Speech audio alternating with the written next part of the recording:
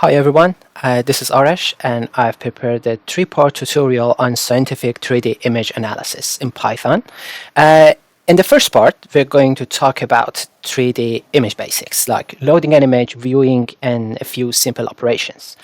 What are we talking about? About scientific image analysis is that images, as you know, they could be captured using like scientific devices, imaging facilities such as CT scan, MRI, and other sort of scientific imaging devices. And processing these images could be a little bit different from processing like normal photographs, right? So we need to come up with some quantitative measures to treat the pixel values scientifically and accurately, and using math to basically go through different processes that we could do on these images to extract some information, right? Because that usually is the whole purpose of taking these scientific images. So what we have here is that we have 3 Jupyter notebooks, which is a platform for running Python codes interactively. And then what we can do is to basically go through different parts of the tutorial, run each part of the code, and see how it works together, right? Okay, so let's start with the first one. And I've also put a link in the GitHub that you could also find in the description for the Colab link to these notebooks. Is basically the same link, but it's open in Google Colab. So if you are not familiar with Google Colab, it's actually a very useful tool that you could have for running Python codes on the cloud without the need to setting up an environment, which could be sometimes a headache, right? So this is actually a quite useful tool. So you could find out many instructions on YouTube about how you can run a code on Colab. So I assume that you're somehow familiar with it, or you have made yourself familiar, and we are going to jump start to our tutorial, right? So what we are going to talk about is that what are the different properties of these scientific images. We need to know a little bit more about behind the scene and how this data is stored on the disk, so we could work with it much more easily. And then we're going to try to load the data and visualize the data in 2D space and also 3D. Yes, in a notebook on the web, and that's quite very interesting. We could do that almost seamlessly. And then we are going to do a little bit of a basic operations like cropping, rotating, and flipping the images, and resizing or resampling them to see what would happen with the quality of the image and what are the sort of things we could do with it, right? So first we need to import our packages. So what we have here, NumPy or NumPy is a very famous one, does basic mathematical operations. And we have tifffile, which is very useful to deal with tiffiles. In this tutorial, I'm going to load an image as a tifffile because these 3D images could come with many different shapes and formats, right? A very convenient format is a TIFF format, which is basically a sequence of images, right, just stacked to each other on top of each other, and there could be actually a lot of them stacking on top of each other. So this could be the depths of a TIFF image, and then we also have the heights and widths of the image. So it could basically mimic for us a 3D structure, right? But these 3D images could come in many different formats, which it needs its own video to talk about what are all these different formats and how we can convert one to another. But behind the scene, all of them are basically a 3D array of numbers, right? And each of these numbers, they are indicating for us a certain property of that pixel, which represents a location on the sample that we have been imaging, right? So that is good to know. So each of these points, they have a number, which we call actually in 3 dimensions, we call a voxel, right? Because it's common that in 2D we call it a pixel, but in 3D we call it a voxel, and it has a volume in it for it, right? That is the basic of it, a tifffile actually. And then we have plotlib, which we're going to use for 3D visualization, and we have matplotlib, like common Python plotting tool, and we have a little bit of tools for helping with the visualizations, and we have scikit image. This is a very powerful and useful package. Its full name,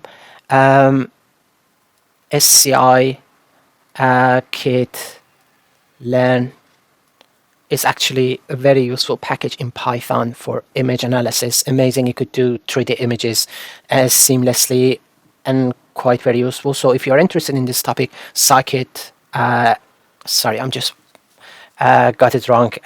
This is scikit-learn, and we have scikit image as well. These are two different packages, but very actually useful. The one you can see here is schemage. It's actually short for scikit image. It is a very useful package. So let's dive into it. And first we need to load our data. So we load our packages, and then for the data, you might have done, if you're running this offline, by replicating the GitHub repo, you're going to have this file in your local repository. But if you didn't, it's going to be on the internet. This is the permanent link to it. And what this block actually does is that if the file doesn't exist on your current directory, which is checking it over here using OS package, right? It just starts to get it from the internet. It's a very small file. Uses that link you could see here, and then we are trying to using tifffile to print some information about this file that we have, right? So you can see the image shape, something that we talked about here, is 250, 250, and 250 is a 3-dimensional array basically, and the data type is unsigned integer 8-bit, right? Which we're gonna talk about. What does it mean? And you can see the mean value and the max value is 2. It could have been 0, but it's 2, and the max value is 255. And because this is a unsigned 8-bit, this is the whole range from 0 to 255 that it could take actually, right? So it's basically 2 to the power of 8, right? And then the mean value, right? So these images, in the background, they could have a distribution of values, like each pixel based on intensity. You could see this is like lighter colors, and this side is the dark pixels. Here is 0 for an 8-bit image, is 255, and this is the frequency of these pixels, right? So this we call an image histogram. It just shows us the distribution of all gray intensities in this case, which we are having a grayscale image, right? Okay, so common bit depths and data types that you might see in scientific images, there is actually a wide range of them, but just these are a few examples. So 8-bit images, which are really useful, and they are really memory efficient because they only take 8 bits per voxel, right, or per pixel.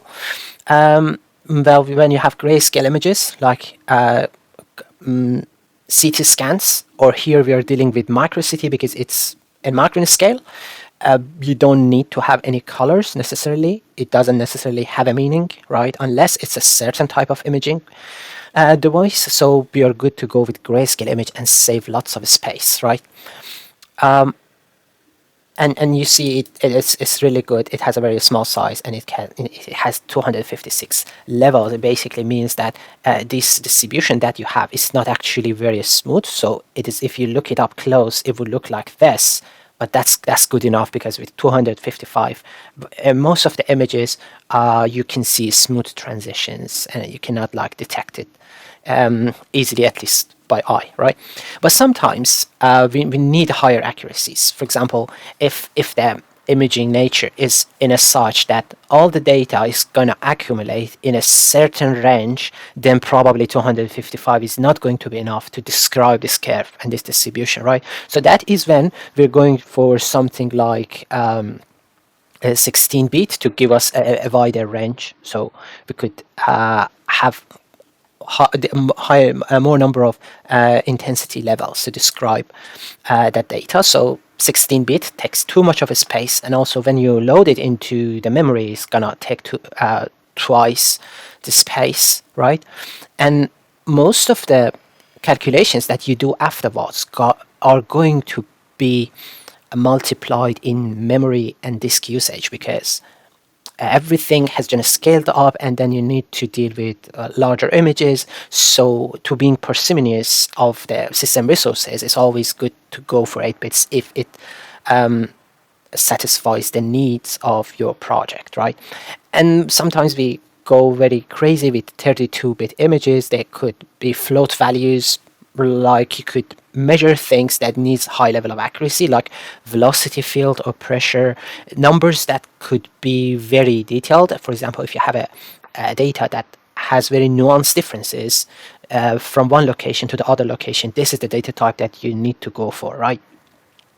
But you need to just be aware that it's gonna pile up the amount of information and storage and memory really quickly, and it will chew through your memory just in an instant. So you need to be aware of what is the minimum image quality that's going to be good for your projects. It all depends on the application, right? And we have RGB images, which are not necessarily 3D images, but these are basically three channels of 2D images, I would say, of 2D grayscale images, very similar to see that you see here. This could be interpreted as three layers of red, green, and blue to represent an RGB image. And you might be familiar with this before, but you know, each color is actually composed of can be defined as a combination of red, green, and blue in computers, right? So you see colors like this, they have higher values of red, between values between 0 to 155 to describe that color, right? So and then each of these values is going to take 8 bits if you have images, large images to save, like colored images. And you see it's going to add up to 24 bits and so on, right? And we could have 16 million colors using this system. So why this is important is that you could decide on how much memory each of these images gonna take for you to process, right? If you have worked with 3D image analysis tools like commercial tools, they usually advise you to have a computer with huge amount of memory, which this is one of the reasons, because in 3 dimensions everything is scaled up. But just knowing the dimension of your images and the amount of bits you're gonna need, you just calculate the amount of memory or storage that you're gonna need, right? But with the storage, it's a little bit different because we're gonna have some compression techniques that could reduce the size slightly. But this is the size that if you save it as a raw format, it's gonna take, right? So if you're working with 3D raw images, you're gonna notice they are huge. They're gonna take too much space on your disk. But if you're saving it in some other more compressed formats, you're gonna save much space, but it's going to be slower to read and write them, right? So let's start with 2D visualization. What we have here is a function that we could using tifffile to read actually this data and then have it basically in a 3D array, and then plot different slices out of it, right? So this is basically the type of image that we are working with. I've got this image from a digital rock portal, which is a repository people are sharing their 3D images of specifically rocks, right? But there are lots of places that you could get these images. So this, you see, these are different rock grains. I've just chosen this image because it has some microstructures to it, so we could play with it to see how we can extract a few features from these images. But what we are doing basically in this code box is that as we are having a 3D array, right? So we could show it as a cube. Here is the size is 250 by 3. What we are doing here is that we are taking 3 slices, 3 mid slices out of it, right? So this is how it would look, and we are actually visualizing XY plane, XZ plane, and YZ plane, right? So here is how we can see what is going on inside an image without actually using too much resources, because 3D visualization is always a little bit heavy, right? So this is just a very basic, easy way to see how it looks inside an image. So this is a quite useful tool. And then we could go crazy and try 3D visualization. For large images, this could be very computationally expensive. But here what we are going to use is actually Plotly. Helps with this. So we could, it's a useful Python visualization package. And what it does, it creates like a very small 3D environments inside your browser, and it could help you to visualize the data in 3D. So what I've done here is that try to, because you can see in a cube we have 6 faces, right? So for 3D visualization, because it is very expensive, we're not going to visualize every single voxel of this image, but the solution is that we could have a shortcut by just visualizing the outer surface of this cube, right? So by just going the outer surface of the cube, we're gonna make our life much more easier. And let's see, it's a little bit of a long code, but finally we have our 3D image going on, right? So this is quite useful tool. It runs right in the browser. You could see what is the distribution of the data. You remember we were saying that the minimum data was 2 and the maximum was 255. You see probably these very white pixels here are having those large values, and then we have smaller values here at the dark places. In this case, because we are dealing with a CT image, so it's an X-ray computed tomography, right? So what they do is that they have a sample sitting at the middle of the device, and they shine X-ray beams from one side, and then these X-ray, which is actually a current of photons, they get absorbed or diffracted by the electrons of the material that you're imaging, and then this creates a pattern on the sensor on the other side. And then just by rotating the sample or rotating the beam around it, they're gonna take all these diffraction patterns from all different sides of it, and then using some math magic, they are able to reconstruct the structure, right? So darker the area means that the absorption, you have had a near no photon absorption, meaning that it's either vacuum or it's like a gas or a material with a very low density, right? So higher the density, brighter the color, usually, as it is a convention, right? And these are actually sand grains that are fused and crushed together that are making a sandstone. So this is just if you're curious about what is the nature of this data. So this is how it looks like. And this image actually has a spatial resolution. So each of these voxels in this image, they are actually representing a physical space, which in this case is around 5 micron by 5 micron by 5 micron. So this is actually called a microstructured material, something that it has some variations and structures to it in very small scale, right? So many of these objects, if you look at them with naked eye, you won't be able to detect all these small spaces between these particles, but here we are, right? Right, and we could do zooming, rotating by just clicking, keeping the left button of the mouse, and then using right click you could pan through the image. Is quite useful. You could see different angles of it and so on. It's just not useful for the image itself, but if you calculate any properties on these images, you could also visualize them as well using a color bar here. It's quite useful. You don't need like heavy software to do that, right? So let's start with some basic array operations. So what we have here is first we are trying to crop the image, then we're going to try a 90-degree rotation, right? So around the z-axis, something like this, and then we're going to do resizing, which is basically a resampling. We are going to shrink the sample, and then let's see, we're going to bring it back to the original size, right? And then we're going to visualize all of these, and then let's go through each of them, right? So cropping is actually very easy, because what we need to do is sometimes called slicing, right? So we have the image that we have as basically a NumPy 3D array, which is very simple to work with. So if we want to crop this geometry, for example, if we have the geometry here like so, right? And if, for example, if you want to do something with it, but it's too heavy to work with, cropping is actually a very cost-effective way to create a smaller sample. So what we can do is to just basically take a smaller piece of that data that you have, right? So a cube at the corner of it. So the way you could do it is you just need to give it like an X start, an X end, and so on, right? So this is how you slice a 3D array. So you could pick up a small portion of it. It could be like at the center, at the corner, or everywhere of it, right?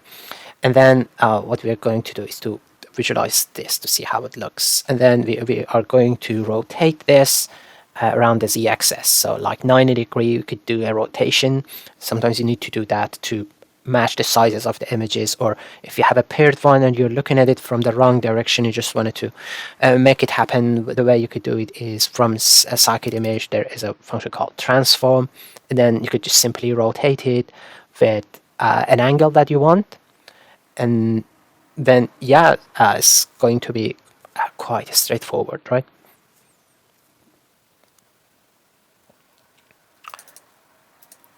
The other thing we could do is by flipping the image, just changing the side and bottoms, right? The top and bottom. So flipping the image. Here we're giving it an axis, so we would know along what axis we're going to do this flipping. And it is sometimes useful if you take your image and then you see that it's upside down, so you could do it once for all to have them all flipped in the right direction.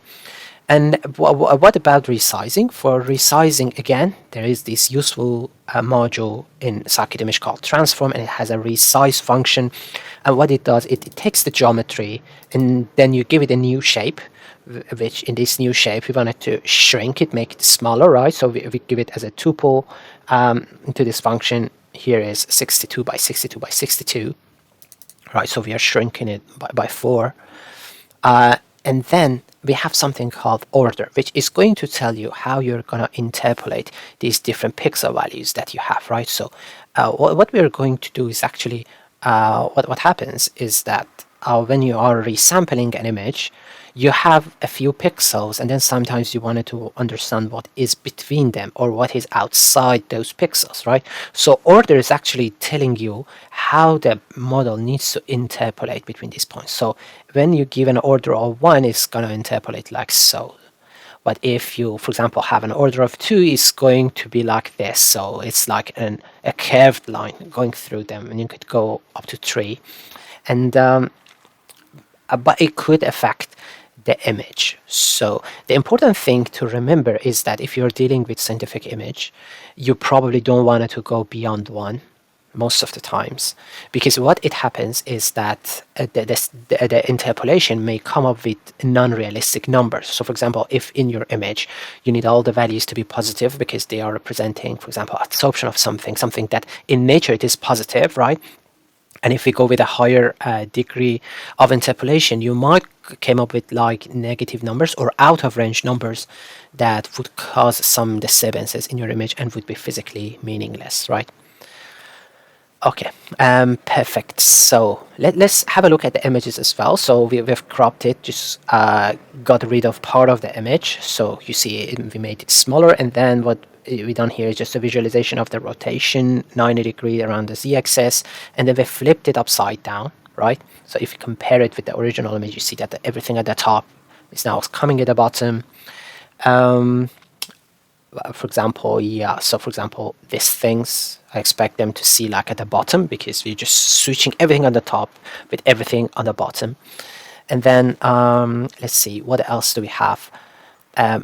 Downsizing the volume, right? So here we are creating a very smaller version of the same image. You see we are losing lots of details in the image because we are basically getting rid of lots of them. So when we shrink by the order of 2, we are taking 4 pixels and we are giving back only 1, right? So and we calculate this one by a linear interpolation between these 4, so which means like an average of them, right? But this causes information loss, right? And let's see what happens if we scale it up back to the original size. You see, because of the interpolation, you see that we are having a little bit of a smooth transition because things that have been like this are now look like this. Transitions are getting a little bit smoother, right? But right, yeah. So this is the main part of it, and then at the end what you can do is to save the image using the TIFF file itself. It has a function called imwrite, and you can save the image on your directory to basically use it. So in this case I'm saving the cropped image, and you can do that for your further uses. Yeah, and even these TIFF images, you can actually, if they are smaller than 2 gigabytes, I guess, because they don't, they are not officially a big TIFF, you can simply visualize them if you're using Windows, using Windows default image viewer, and you could go through different slices of them as well, which is very convenient. Okay, this was the end of part 1, and I will see you in part 2. Thank you, everyone.